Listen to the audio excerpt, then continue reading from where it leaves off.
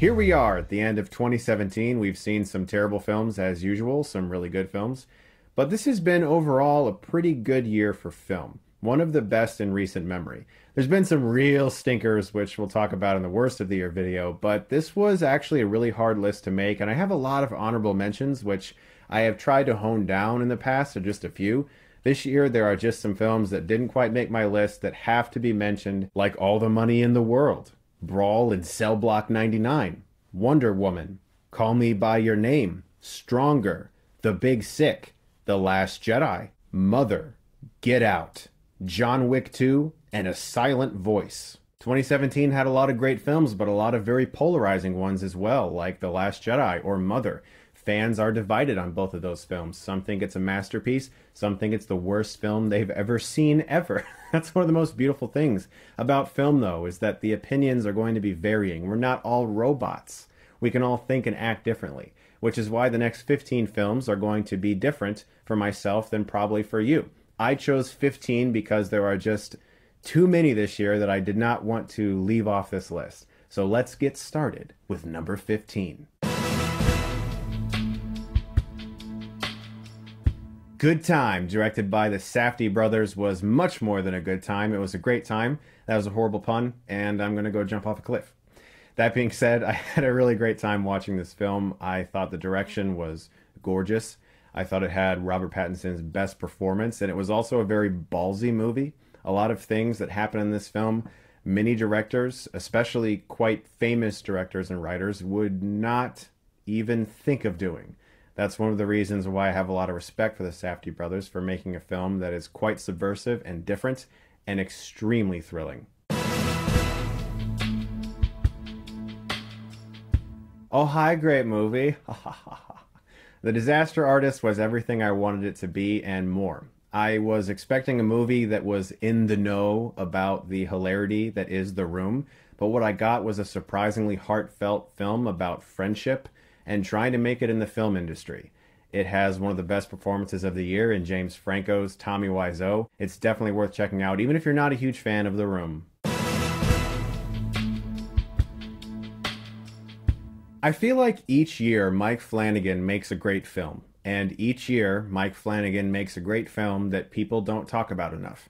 Gerald's Game is one of the best Stephen King adaptations ever made, one of the very few that I think might be better than the book itself. This is also quite an achievement for Carlo Gugino, who gives one of the best performances I've seen all year. The film made my stomach churn at many moments, and it was surprisingly powerful emotionally as well. It told a really great story that I wasn't expecting. It wasn't just about a woman in handcuffs chained to a bed and, oh my God, what do I do? It goes through her past life quite effectively, and it's on Netflix, so check this one out. Baby Driver was one of the most fast-paced films of the year. Definitely not slow, despite the song that has become famous ever since the film's release, Was He Slow? Edgar Wright has consistently made good to great films, and Baby Driver is just another one in his filmography that is very much so worthy of being included in the rest.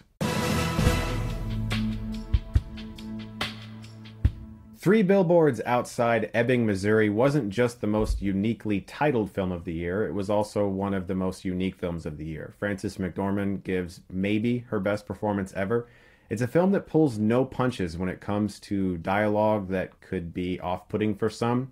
It dares to have arcs for horrible characters in which they could possibly be redeemed, which is also a little hard to come by in film. It was gorgeously shot, compellingly acted, filled with powerful scenes, and it was also a lot funnier than I expected it to be. Definitely check this one out if you didn't get to see it when it was in theaters.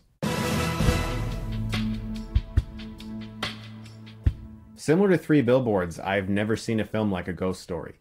In the way it was shot, the way it was edited, the performances by Rooney Mara, the extremely long pie-eating scene. The film is just begging to be disliked by most people, and yet it was one of the most fulfilling experiences that I had at a theater this year.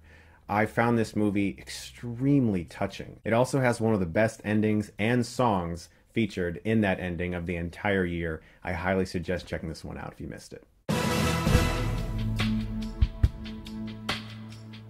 Molly's Game continues Aaron Sorkin's streak of fantastic writing and introduces us to him as a very competent director. Jessica Chastain, as usual, was terrific in a film that was extremely hard to believe despite being a true story, and consistently compelling from beginning to end. Christopher Nolan's Dunkirk will go down in history, perhaps not as the best character-driven war film, but one of the best technically told war films ever put to screen. Every scene in Dunkirk is masterfully helmed. The action sequences and all of the performances there within, the camera work and Hans Zimmer's score, all combined to make one of the most thrilling experiences of the year, and it was one of the few films I got to see an actual 70mm this year, which was quite an experience. Wind River was one of the biggest surprises for me in 2017. Jeremy Renner gave the best performance I've ever seen from him. Elizabeth Olsen, also fantastic. Taylor Sheridan, as usual, another great film out of this guy.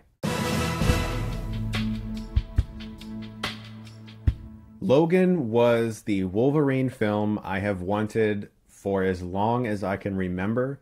It was everything I wanted it to be and more. It surprised me. It took me off guard. It had graphic violence and harsh language, and one of Hugh Jackman's best performances. James Mangold, as I said in my review of The Wolverine, is a fantastic director.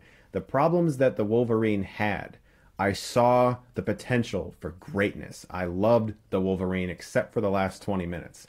And with Logan, he takes that potential and blows it through the roof. It's one of the best action films I've seen in years, and it pulls off an astonishing feat. Despite the fact that we have seen some really good comic book movies and an endless string of them since the early 2000s, Logan is one of the best. M. Night Shyamalan returned to form with Split and gave us one of the best performances of the year, James McAvoy as 24 different people. This performance is still being talked about, but not as much as it should be. It should be an Oscar contender, but it probably won't be. It has an ending that makes the rest of the film even better, but I loved it before that ending. It was so nice to sit in the theater in 2017, even though I saw this originally back in 2016 at the AFI Fest. I saw it again in January, and it was just so nice to be sitting in a theater seeing a great M. Night Shyamalan film. Say what you want to about this film in regards to the Thor canon. It's the third film. The first two were fairly serious. This one was basically a comedy, and all the better for it. Thor Ragnarok was one of the most fun experiences I've had at the theaters all year. I saw it twice in one weekend, and the second time I wasn't bored for a minute. It has one of my favorite finales of 2017 with the Led Zeppelin Immigrant Song bursting into this film. It was just such an exciting experience. It felt like watching a Saturday morning cartoon from the 80s blown up on the big screen. And in regards to Marvel movies, I've enjoyed quite a bit of them. I think they've done some really good things, but this might be my favorite for pure fun. It's not the best Marvel movie, but in regards to just pure, unadulterated fun, Ragnarok delivered on every front, and it gave me Korg, which I never knew I wanted. War for the Planet of the Apes is a film that has divided some fans. Some really enjoyed it. Critics seem to really dig it, but there are a lot of people that found it boring. The fact that it's called war and there's really just kind of a battle in it. To me, the film was more about a psychological war. Yeah, there's a battle in the film, and it's not so much about a bunch of guns and explosions. It's about these two groups of people, Caesar and his apes, and the humans, and the turmoil that has gone on for ages between the two. From the beginning to the end of the film, there wasn't a moment that bored me, and I was blown away by the technical mastery presented by Matt Reeves and Andy Serkis and his motion capture team. Steve Zahn was also really good in a role that could have been quite annoying, but really paid off. This is my favorite film in the Apes trilogy. For some, that might not be true. Just from a screenwriting perspective, the fact that there's basically just one big exposition scene and the rest of the film is mostly straightforward visual storytelling, I found that astounding. Greta Gerwig's debut with Lady Bird is one of the most impressive debuts I've ever seen. This film was so pure and real and just true. It just felt like I wasn't watching a movie, like I was somehow watching these recorded scenes from a documentary, just presented really beautifully. Saoirse Ronan gave an amazing performance. Really, everyone in the film was fantastic. But what was so great about Lady Bird is the fact that it just leapt off the screen and reminded me of moments that I've had in my life. I feel like just about anybody can watch this movie and be like, yeah, I relate to that in some way, shape, or form. It's so rare that I see a film where when I leave, I feel like I've just felt something, like it's really impacted me. I drive home from the theater thinking about the beauty of the film, and Lady Bird is one of those movies. All right, guys, it's come down to that time to talk about my favorite film of 2017, the film that didn't disappoint me in any way, a film that I feel is a complete technical masterpiece, and that film is...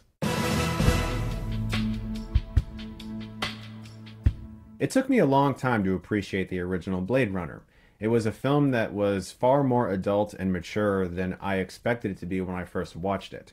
So I was pretty terrified about Blade Runner 2049 because this year I really came to love the first Blade Runner. I rewatched it again and man, that is such a masterpiece. So walking into 2049, I was pretty scared and I left thinking, oh, that might have been better than the original. This is the second year in a row that Ryan Gosling has been in my favorite film of the year. The man continues to choose incredible scripts and works with some of the best people. Denis Villeneuve directed this film, and man, him combined with Roger Deakins was one of the most eye-gasmic experiences in 2017. Harrison Ford gave one of his best performances. He did not sleepwalk through this movie at all. He was terrific as Deckard, and the film maintains a lot of the mysteries that Blade Runner did in regards to his character, which I loved. Man, what a beautiful movie. One of the best science fiction films I've seen in so long, and Blade Runner 2049 is my favorite film of the year.